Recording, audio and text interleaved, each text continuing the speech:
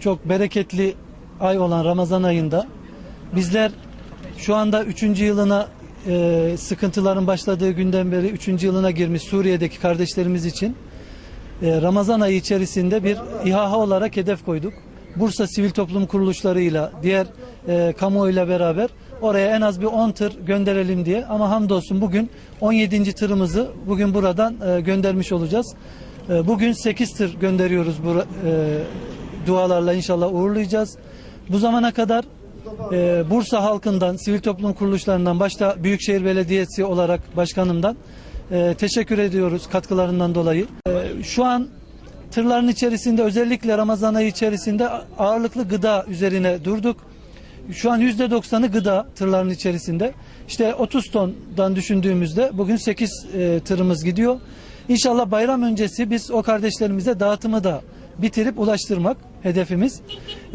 Bugün Ramazan'ın son filomuz olacak çıkış itibariyle. Ondan sonra Ramazan'dan sonra devam edeceğiz inşallah. Bursa'mızın tüm sivil toplum kuruluşları, tüm dernekler, kurum kuruluşlar bu konuda büyük bir destek veriyorlar. Ve bunun sonucunda da burada 10 adet hedeflenen tır şu anda 17'ye çıkmış oluyor bugünkü gönderilenle birlikte. Bugün mübarek Kadir Gecesi ve onun gününü yaşıyoruz. İnşallah Kadir Gecesi'nde bunlar Suriye'ye ulaşmış olacak ve Türkiye'nin dostluğunu ve kardeşliğini oraya yansıtan en güzel mesajımız da bu olmuş olacak. Tabii ki amacımız bu zulmün bir an önce durması, oradaki Suriye halkının özgürlüğüne kavuşması, kendi sistemlerini kurması ve bu sıkıntılardan kurtulması. Ama onlar sıkıntıları yaşadığı müddetçe biz de Türkiye olarak, Bursa olarak onların arkasında duracağımızı belirtiyoruz. Burada İnsani Yardım Vakfı'nın öncülüğünde birçok sivil toplum kuruluşu da desteği veriyor.